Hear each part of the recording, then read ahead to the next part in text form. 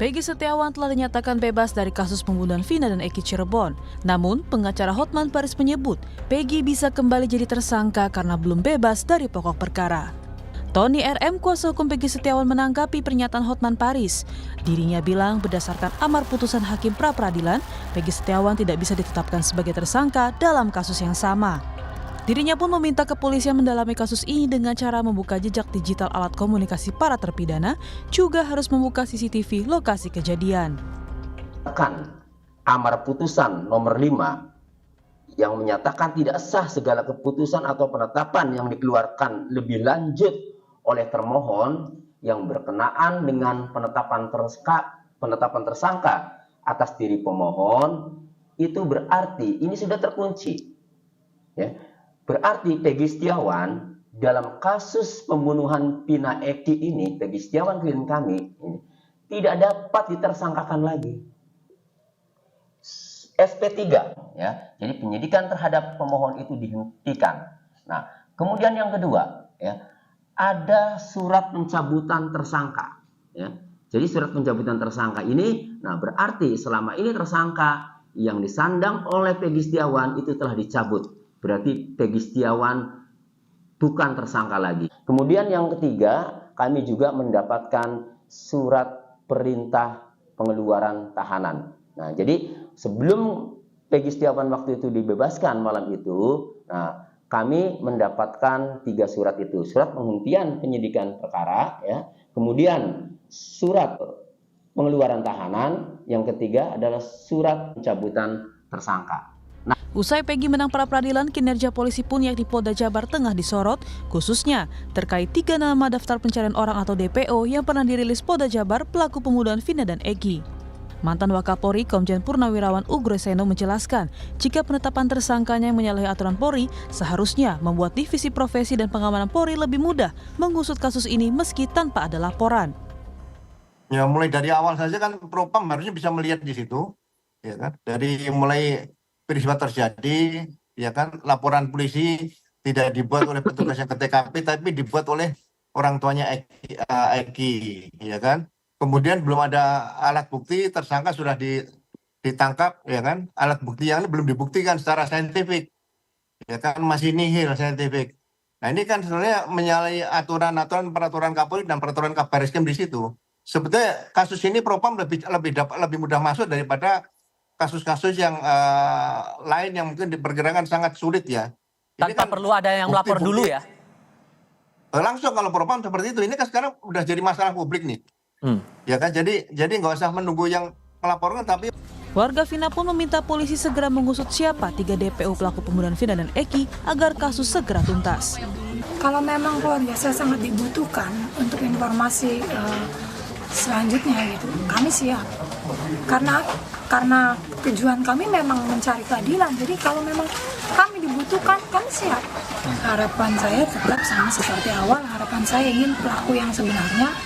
Saya dan keluarga ingin mencari tahu siapa pelakunya dan apa motif dibalik semua ini. Kini publik pun menanti kinerja polisi untuk mengungkap pelaku sebenarnya dalam kasus pembunuhan Vina dan Eki secara tuntas.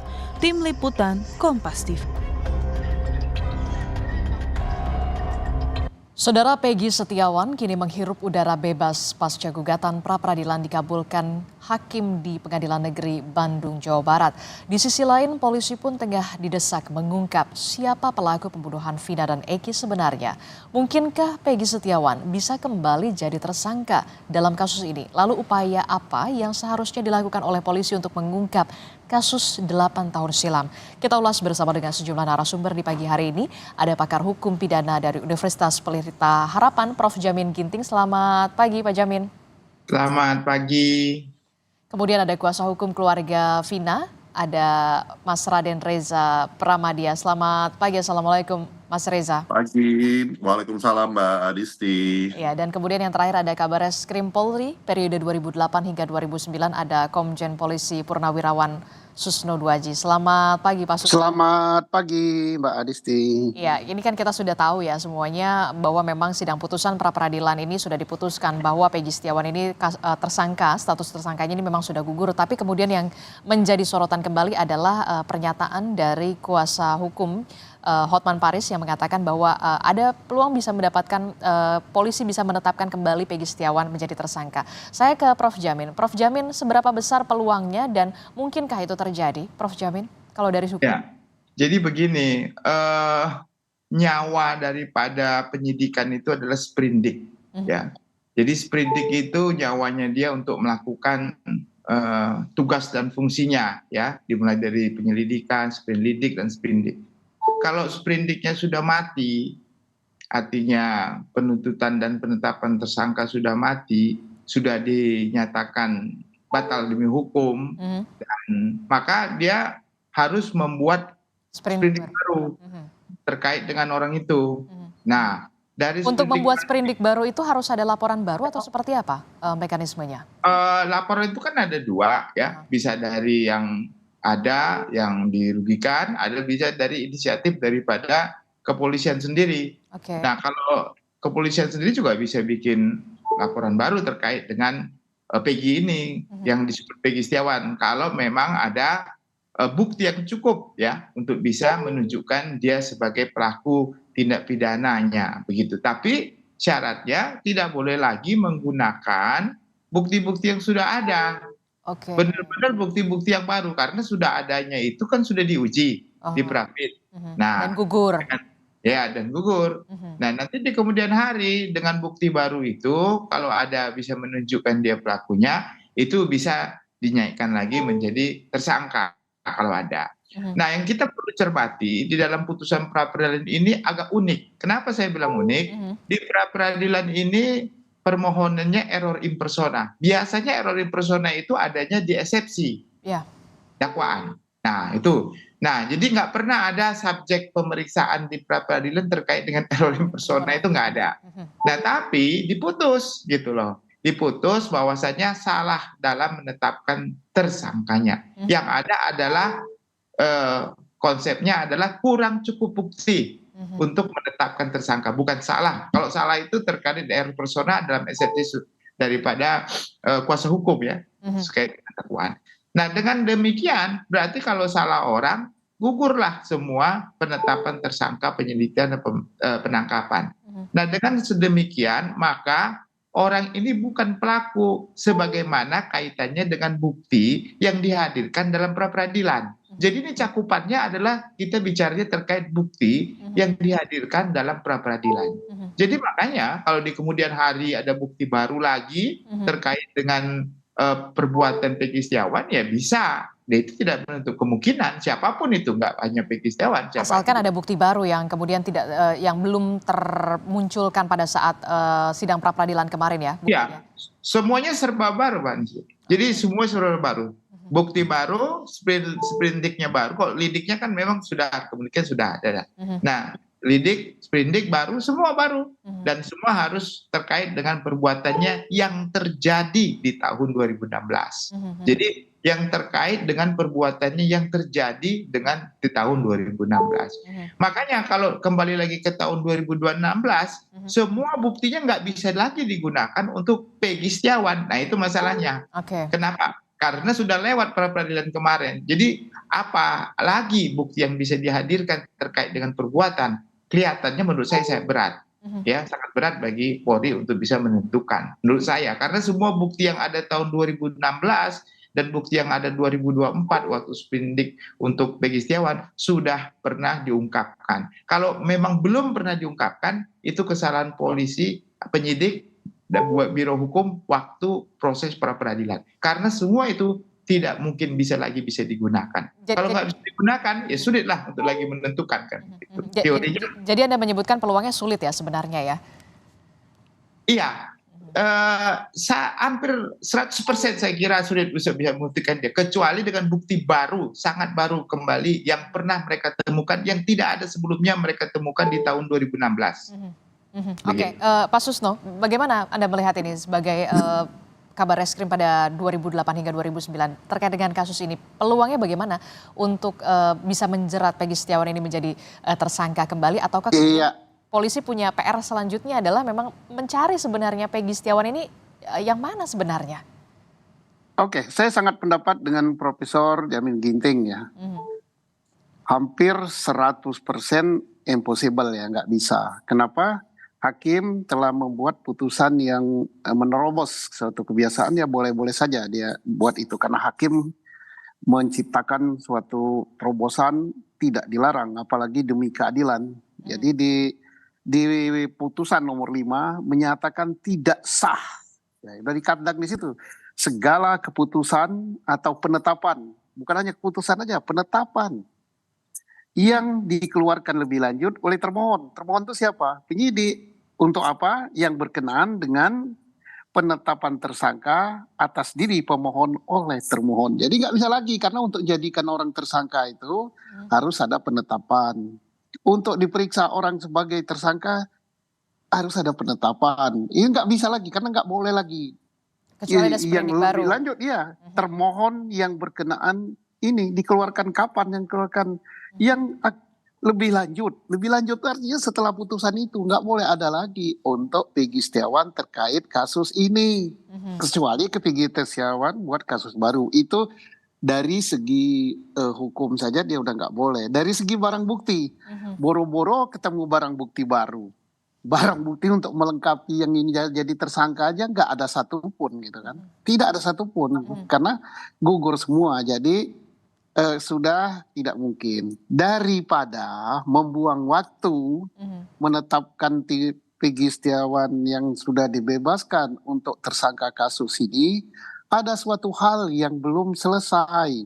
Yaitu apa? Supaya citra Polri lebih baik, yaitu laksanakan putusan ini. Apa putusan yang belum dilaksanakan? Ada satu poin putusan, yaitu memulihkan nama baik dan sebagainya. Itu belum. Nah, buatlah misalnya suatu surat tertulis permohonan maaf, kemudian dipublikasi, syukur-syukur kalau ada Keterangan resmi bantuan. juga begitu ya, rilis juga. Iya dong. Itu putusan pengadilan, laksanakan itu. Nah, sekarang PR besar ya. Korban Vina dan Iki ini korban loh, 2 nyawa manusia telah melayang. Negara bertanggung jawab, harus ada keadilan. Harus dicari siapa pelakunya. Saya tidak yakin ya yang di dalam itu adalah pelakunya. Makanya saya himbau yang di dalam itu untuk melakukan PK. Peninjauan kembali, oke. Ya, alhamdulillah tanggal 24 nanti ada ada sidang PK pertama untuk Sakatatal ya. Sakatatal. Nah, kalau itu juga bukan pelakunya, ternyata berarti masih zero ya. Ini pekerjaan berat yang harus dikerjakan. Apakah masih memungkinkan untuk diungkap? Masih bisa. Walaupun bukti saintifik sangat minim ya, bukti darah sudah nggak ada, bukti sperma nggak ada, bukti sidik jari nggak ada, tapi masih ada itu handphone.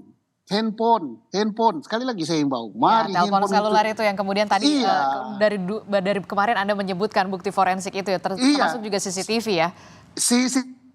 CCTV 3 kali saya omongkan. Kenapa sih nggak dibuka-buka?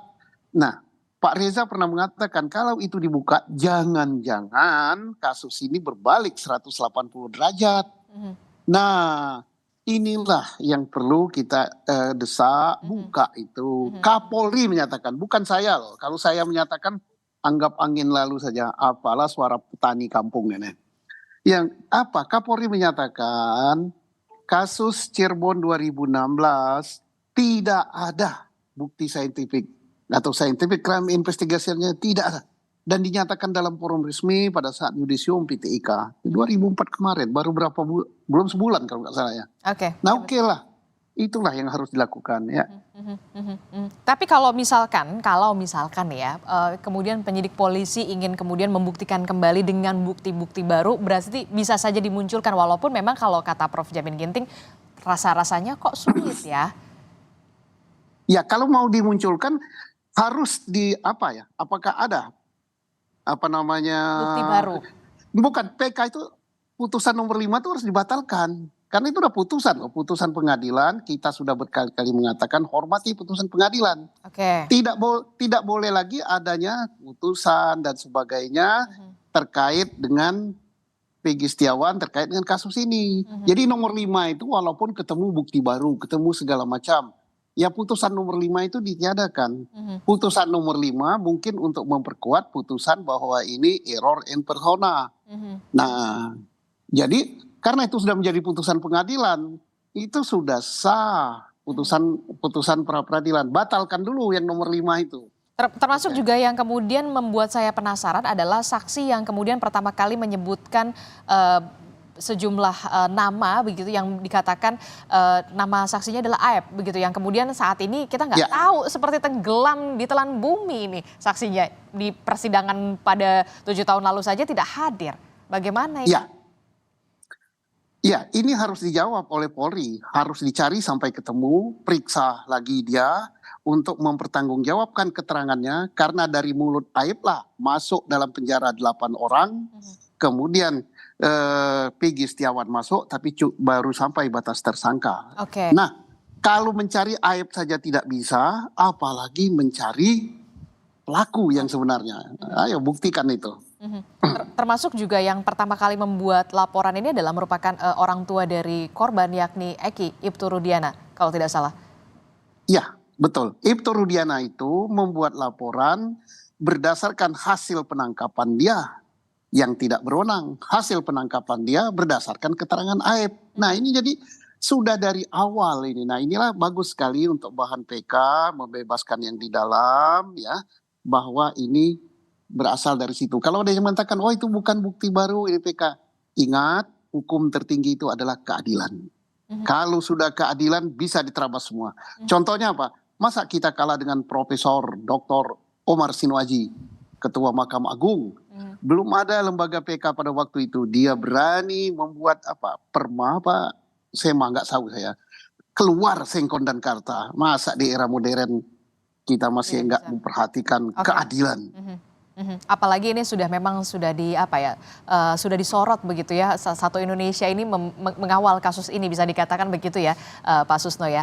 Saya ke Mas Reza. Mas Reza, ini saat ini keluarga Vina betulkah menuntut Rudiana ini bisa muncul ke publik untuk mengungkap kebenaran, karena memang laporan pertama kali itu muncul dari Ibtu Rudiana yang merupakan orang tua dari korban, yakni Eki. Betulkah demikian, Mas Reza? Iya.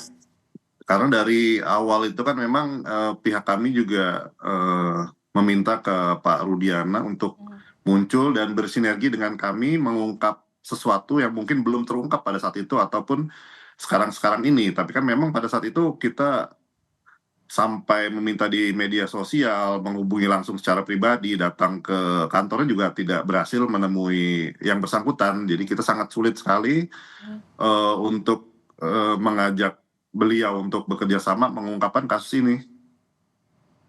Jadi belum ada pernah komunikasi sekalipun dengan pihak dari keluarga korban Eki, termasuk juga Ibtu Rudiana dan juga keluarga, belum ada satupun komunikasi yang bisa terbuka? Jadi pada saat penetapan Peggy Setiawan sebagai tersangka, beliau muncul menghubungi tim kami Hotman 911 untuk meminta kami sebagai kuasa hukum juga dari beliau. Tetapi karena pada saat itu kita sudah memutuskan untuk fokus ke keluarga almarhum Vina, kita menolak untuk menjadi kuasa hukum dari Ibtu Rudiana. Nah, setelah itu menghilang kembali. Sampai sekarang kita tidak berhasil berkomunikasi. Jadi itu adalah komunikasi pertama dan terakhir yang dilakukan oleh Ibtu Rudiana, meminta Anda dan juga tim untuk menjadi tim kuasa hukum, begitu ya? Selebihnya tidak ada? Iya, dan pada saat itu juga, pada saat beliau video call kalau nggak salah dengan Mbak Putri, beliau juga menyatakan bahwa itu memang Peggy yang dimaksud, gitu. Tapi kita tidak berusaha bertanya lebih lanjut, karena pada saat itu memang kita lagi banyak kegiatan, gitu.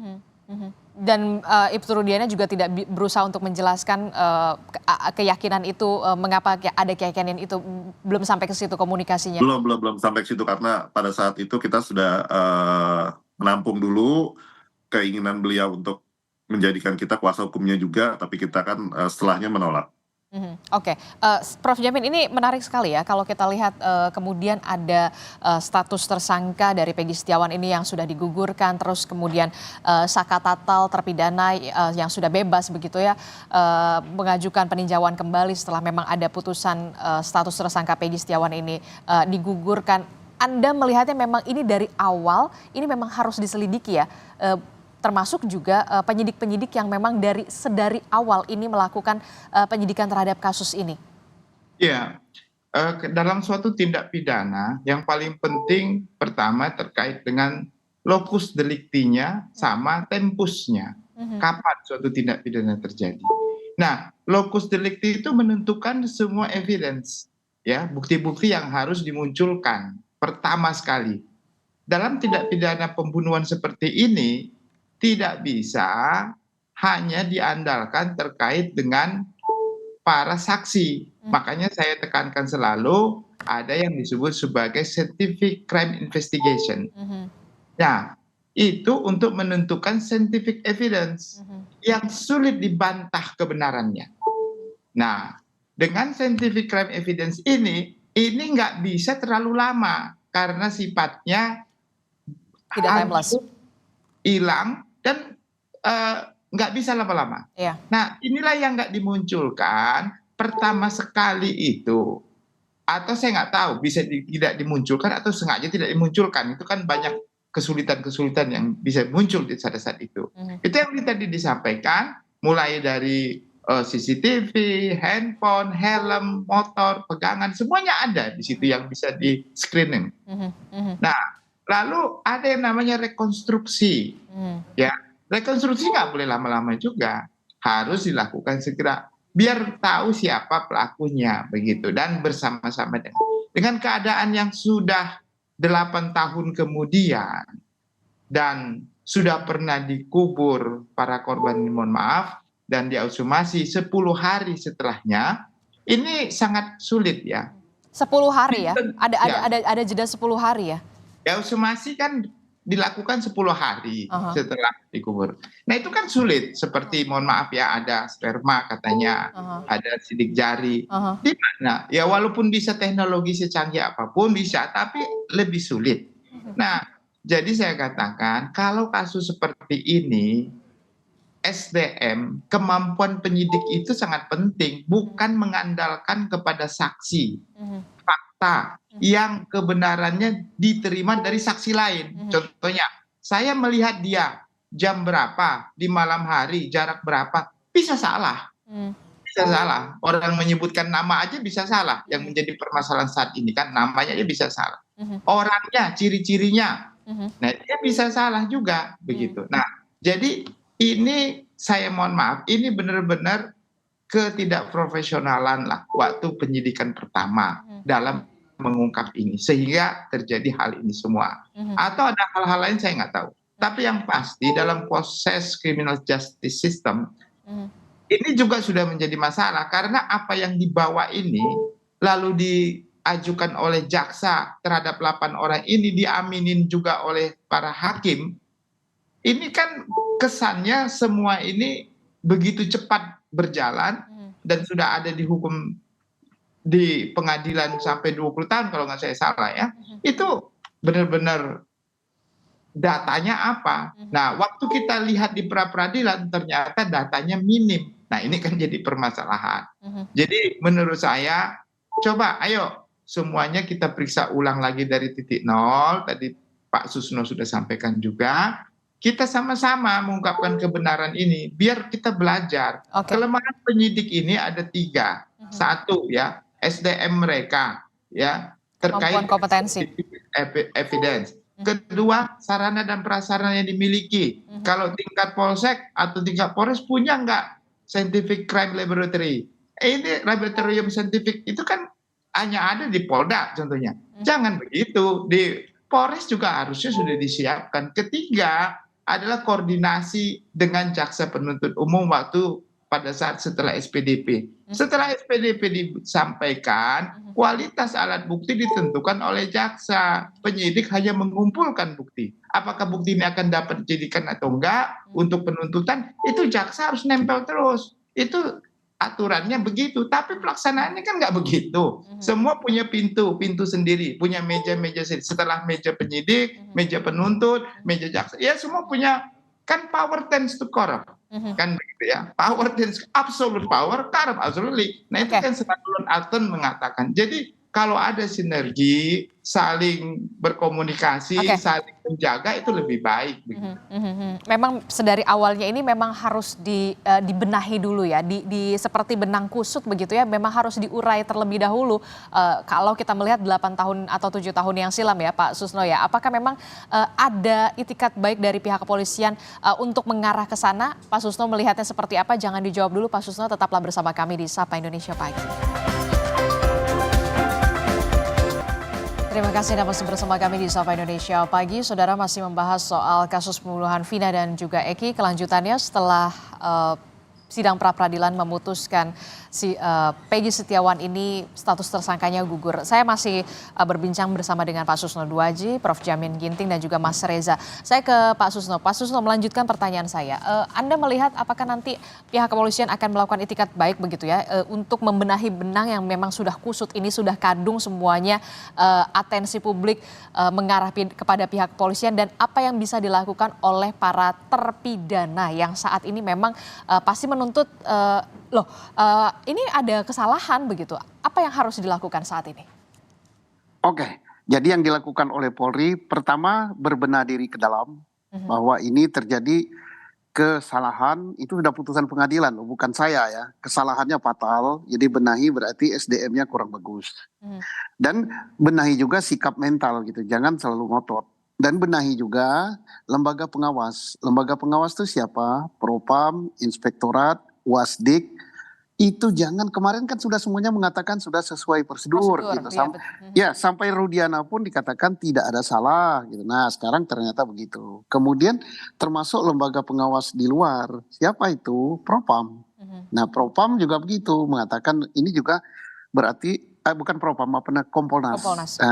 Harus dibenahi juga. Dan bukan hanya di polisi saja yang harus berbenah. Kejaksaan harus berbenah, termasuk lembaga pengawasnya. Pengadilan juga lebih parah lagi, bahkan sangat parah, karena pengadilan tingkat pertama, tingkat banding, dan tingkat kasasi, dan termasuk KY-nya diam saja. Termasuk lembaga lain. Apa itu? Komnas HAM. Komnas HAM dilapori oleh pengacara pada saat sidang pertama 2017 kalau nggak salah, diam saja, tidak ada reaksi atas bahwa telah terjadi penyiksaan dan sebagainya. Jadi jangan ditimpakan pada polisi saja, semua berbenah diri. Nah, berikut apa tugas utama Polri? Pertama, melaksanakan putusan daripada pra-peradilan. Ada yang belum dilaksanakan. Putusan apa? Iya, pulihkan, yaitu belum ada pernyataan tertulis, belum ada santunan dan sebagainya. Itu akan mengangkat citra Polri kalau itu dilakukan. Terus yang paling besar adalah apa? Tugas mencari siapa pelaku sebenarnya. Kalau ini memang tindak pidana, kalau ini memang pembunuhan. Nah, itu harus dilakukan. Makanya tadi kembali ke titik nol. Ke titik nol itu apa? Karena ini pernah dikatakan kecelakaan lalu lintas tunggal, terus menjadi pembunuhan.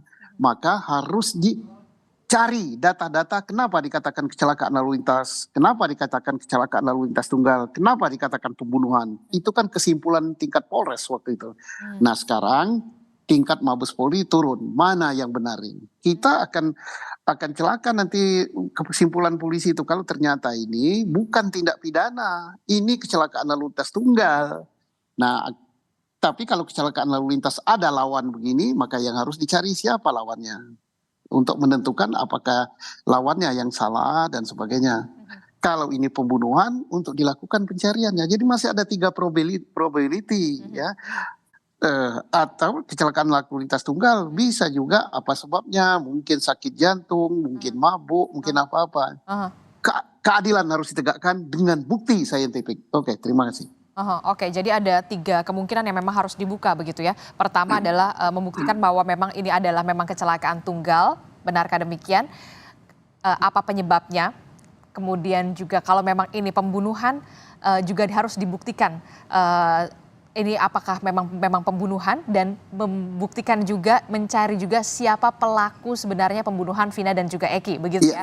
Termasuk juga pemulihan nama dari Peggy Setiawan yang memang sudah dikatakan oleh putusan pra-peradilan gugur status tersangkanya begitu ya, Pak Susno. Nah, Oke, itu dari sisi kepolisian. Sementara dari sisi para terpidana, ini kan juga pasti bertanya-tanya kan, wah ini Peggy saja statusnya sudah gugur tersangkanya. Iya. Bagaimana dengan nasib saya begitu yang berada di balik jeruji besi begitu, bahkan vonisnya seumur hidup, Pak Susno. Ya, ini bagi para penasihat hukumnya baru satu yang memajukan tanggal 24 bersidang. Nah, kemudian yang lainnya, yang 6 segera 7 ya, karena 8 ya. Segera mengajukan, jangan berlama-lama. Ini momentumnya tepat sekali, timingnya tepat sekali, dan nanti tidak akan berani hakim nanti untuk bermain-main lagi. Karena mereka mudah-mudahan Mahkamah Agung sudah mengadakan eksaminasi juga terhadap putusan ini, bahwa itu salah, bahwa itu kurang benar, bahwa itu kurang tepat. Nah, tingkat PK ini juga harus gitu. Jangan lagi nanti hakim PK-nya atau jaksa, karena ini kan nanti akan lawan jaksa dia, penggugat PK. Nanti memori PK akan diadakan kontra memori PK. Nanti di kontra memori PK jangan lagi, wah ini sudah benar sekali, sudah ini, oh nyatanya nggak ada saintifik sama sekali kok. Nah, jangan lagi mengatakan, wah ini yang dimaksud dengan opom itu ini. Alah, itu kan yang hukum tertinggi itu adalah keadilan. Ingat itu, hukum tertinggi keadilan. Saya senang dengan Hakim Eman Sulaiman, tidak terlalu terikat dengan putusan pengadilan hanya membicarakan masalah formal, masalah ini. Enggak, dia terobos. Hakim boleh buat hukum kok, memenuhi kekosongan hukum. Oke, ini kita saksikan bagaimana nurani hakim, nurani kejaksaan dalam PK yang akan tanggal 24 nanti akan dilakukan sidang pertama. Oke, jadi ini bisa menjadi momentum untuk para terpidana yang memang merasa dirinya memang tidak terlibat dalam pembunuhan Vina dan Eki ini untuk mengajukan peninjauan kembali atau PK yang nanti diselenggarakan secara terbuka, bisa juga dikawal oleh publik ya, jalannya sidang PK ini. Harus publik mengawal, media mengawal. Oke, baik. Saya ke Mas Reza. Mas Reza, Anda tadi menyebutkan tidak ada komunikasi lagi yang bisa dibuka oleh Ibtu Rudiana selaku pelapor pertama soal pembunuhan Vina dan juga Eki, termasuk juga yang katanya Pak Susno Duaji ada bukti telepon genggam, telepon seluler yang ada bukti pesan perencanaan pembunuhan Vina dan juga Eki. Apa desakan dari tim kuasa hukum pihak Vina terhadap pihak kepolisian setelah adanya kasus status tersangka Peggy ini gugur? Termasuk kepada pihak Ibtu Rudiana, Mas Reza. Iya, memang dari awal kejadian itu handphone itu kan baru dikembalikan dari Polsek kepada pihak keluarga itu kurang lebih 3 hari. Jadi yang dikembalikan itu handphone dan sepeda motor. Jadi handphone itu setelah kita cek juga keadaannya masih bagus, sepeda motor juga masih bagus, tidak seperti bekas kecelakaan, dan di handphone itu juga menurut pengakuan Mbak Marliana kakak almarhum Vina itu memang banyak kalau dulu zaman BBM itu chattingan yang hilang dan kontak yang hilang. Kontak hilang dan pesan yang hilang. Iya, kalau tidak salah tinggal beberapa pesan yang tersisa. Gitu, setelah jadi masih ada pesan tapi tidak utuh begitu maksud Anda? Enggak, dihapus. Oh, oke. Gitu kan. Jadi kan tidak mungkin biasa kalau BBM isinya cuma hanya 1-2 pesan doang saja gitu kan, pesan dari si Eki atau kan sudah tidak ada semua gitu. Nah, itu juga pada saat sidang pertama pada saat itu gitu kan sidang tertutup. Jadi pada saat Mbak Marliana di luar ruang sidang dihampiri oleh Pak Ibtu Rudiana dan timnya gitu kan, dia juga mengatakan di situ menurut dia di salah satu handphone terdakwa itu terdapat perencanaan pembunuhan, ya percakapan seperti itu, tapi tidak diperlihatkan, hanya memberitahu saja, dan kita juga ya semakin yakin kalau itu memang pembunuhan berencana seperti itu. Oke. Tapi yang kemudian menjadi kejanggalan adalah ketika bukti telepon seluler dari Vina ini dikembalikan, tidak ada bukti chat pada saat di telepon genggamnya Vina ini, tidak ada bukti chat antara percakapan Vina dan juga Eki, itu tuh nggak ada? Tidak ada, semua tidak ada, semua sudah terhapus. sepertinya terhapus gitu. Jadi itu yang kita pertanyakan. Tapi karena pada saat itu memang pihak keluarga kan tidak menggunakan kuasa hukum sama sekali, semuanya diwakili oleh Pak Rudiana. Dan pihak keluarga tidak mengerti hukum, jadi ya menurut apa kata Pak Rudiana pada saat itu. Oke, jadi memang tidak ada lagi chat Vina dan juga Eki di telepon genggam Vina yang memang sudah dikembalikan oleh pihak kepolisian ya, clear ya? Ya. Oke, baik Pak Reza. Terakhir, desakan apa yang ingin disampaikan oleh kuasa hukum Vina, baik itu terhadap Ibtu Rudiana dan juga pihak kepolisian, untuk bisa mengungkap kasus ini secara terang benderang, karena memang tugas polisi ini membuat terang benderang suatu perkara dan juga perkara pidana. Iya, jadi kita dari awal memang berharap dibentuknya tim pencari fakta yang benar-benar independen, bukan seperti tim pencari fakta yang sudah ada yang hanya membela beberapa saksi, tapi kita benar-benar memohon kepada Pak Presiden Jokowi untuk membentuk tim pencari fakta yang isinya para profesor ahli hukum pidana dan nanti bersinergi dengan para penyidik dari Mabes Polri untuk mengungkap kasus ini biar transparan dan terang benderang, jadi kasus ini tidak berlarut-larut dan tidak menimbulkan kegaduhan di mana-mana, dan apabila ada yang salah tangkap ya segera dibebaskan. Jadi semua juga harus mekanismenya jelas, clear. Karena ini sangat dibutuhkan untuk keadilan keluarga almarhum Vina. Oke, karena memang sampai sekarang keluarga almarhum Vina dan juga Egy tentu saja masih bertanya-tanya jadinya ya kan? Sampai sekarang sudah bergulir 8 tahun begitu ya. Iya, akhirnya kan menambah kesedihan kepada pihak keluarga. Karena akhirnya mengingat lagi, misalkan ditanyain rekan-rekan atau akhirnya kesedihan yang berulang-ulang terus gitu kan. Membuka luka yang kemudian tak kunjung sembuh begitu ya, bisa dikatakan ya, Mas Reza. Saya ke Prof Jamin. Prof Jamin, Anda sependapat memang sebegitu perlukah tim pencari fakta independen untuk benar-benar mengusut kasus Vina dan juga Eki ini, pembunuhan Vina dan juga Eki ini?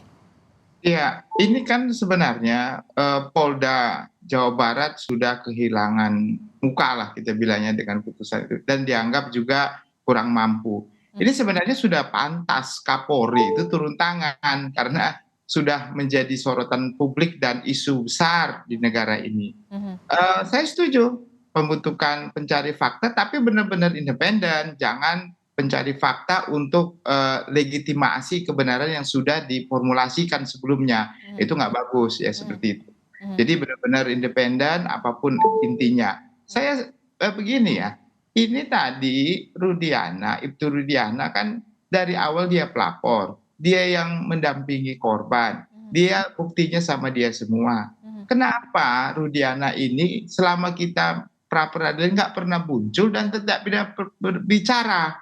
Nah ini kan harusnya pihak kepolisian atau Kapolri yang juga menjadi pimpinan tertinggi dari Pak Rudiana ini bisa memanggil dan memberikan statement, diperiksa begitu. Apa sebenarnya dasar laporan itu, bukti apa yang diberikan. Salah satunya tadi ya, kalau sampai ada alat bukti yang dihapus, CCTV yang dihapus, itu obstruction of justice, itu menghalang-halangi penyidikan, itu semua harus diperiksa. Tadi kuasa hukum menyatakan ada kecurigaan penghapusan terhadap BBM. Dulu kan masih BBM ya, Messenger ya.